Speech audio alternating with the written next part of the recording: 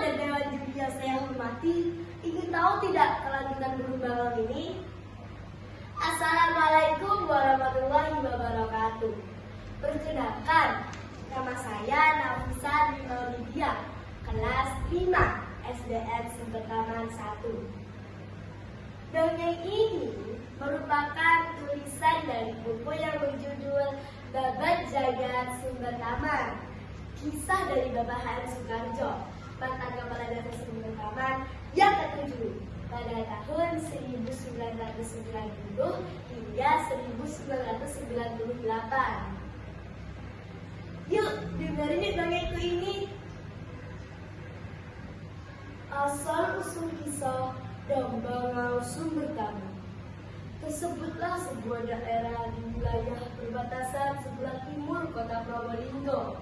Tinggallah seorang tetua yang dikenal dengan nama Ki Buyut Ronggo.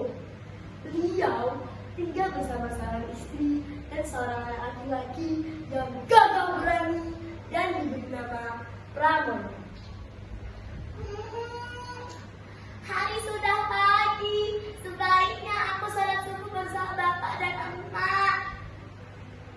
Pramono, mari sholat bersama bapak dan emak. Emak dalam bahasa Indonesia artinya ibu.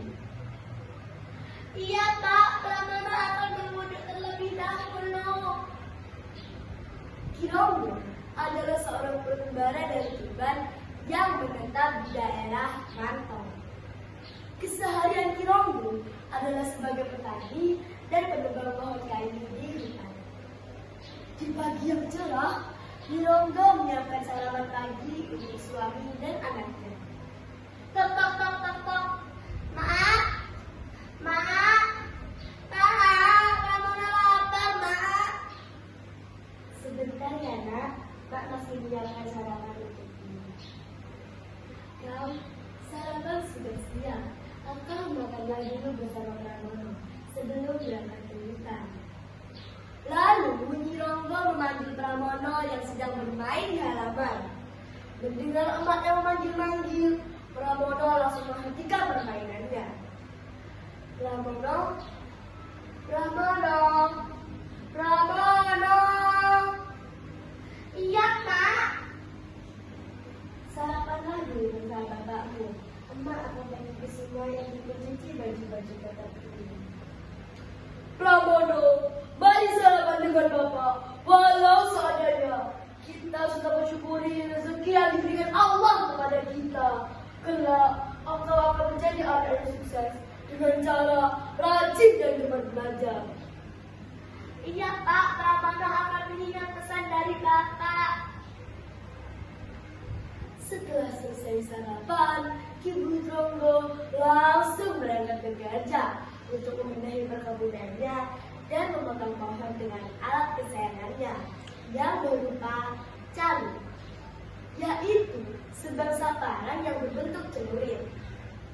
Pada waktu beliau istirahat, caluknya diletakkan di tempat yang tidak jauh dari tempat beliau. Tiba-tiba datanglah sang burung bangau yang besar menyambar caluk milik Ki Buyut Ronggo. Ush.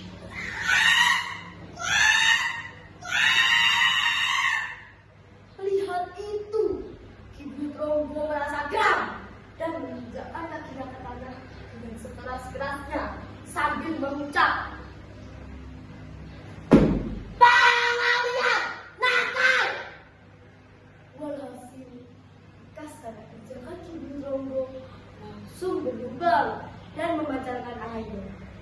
Beberapa hari kemudian, bekas tanah injakan Ki Buyut Ronggo telah menjadi telaga. Telaga tersebut oleh penduduk Mantau dimanfaatkan untuk tempat pemandian. Akan tetapi, Ki Buyut Ronggo tak peduli apa yang terjadi di tempat itu. Perhatian beliau tertuju pada caluk yang dibawa lari oleh si bangau. Burung bangau, kemana pun kau terbang, akan kukejar. Coba kejar aku, kalau kau bisa pakai tumbang.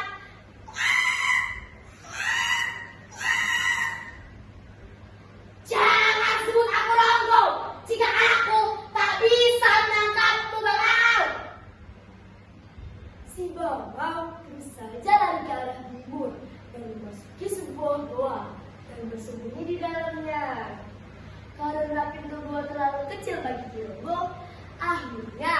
Kironggo menunggu di dekat pintu goa. Bersembunyi di sini, rupanya bangau. Sampai kapanpun akan kutunggu kau bangau. Kakek tua itu terus mengejarku. Sebaiknya aku bersembunyi di dalam gua ini saja. Ki Buyut Ronggo masih tetap menunggu keluarnya si burung bangau. Tak lama kemudian, burung bangau benar-benar keluar dari dalam goa. Melihat itu, Ki Buyut Ronggo langsung berdiri dari duduknya dan langsung mengejar si bangau. Sebaiknya akan kucari bangau itu hingga kutemukan. Si bangau terus saja lari ke arah timur, dan Ki Ronggo langsung mengejarnya. Betapa terkejutnya Ki Ronggo setelah melihat telaga yang dilakukan dengan burung-burung bangau. Setelah beliau yakin burung yang ia kejar-kejar telah mati dimakan hewan buas, beliau pulang dengan yang sangat kecewa. Nah teman-teman, perilaku si bangau sangat tidak baik. Janganlah kita mengambil sesuatu yang bukan milik kita, karena dapat merugikan diri sendiri. Dan barang siapa yang menanam kebaikan, maka ia akan menuai kebaikan pula. Hari sudah mulai malam ketika Ki Ronggo telah sampai di rumahnya. Bapak dari mana? Kenapa baru pulang? Pramono sudah mengantuk. Mari Pramono, tidur bersama Bapak. Kemudian, di sekitar telaga tersebut pada tahun 1950 dibangun sebuah bangunan raksasa, yaitu bendungan atau dam.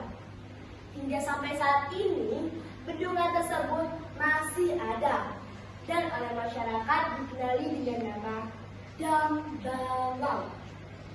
Pembangunan dam Bangau tersebut membutuhkan waktu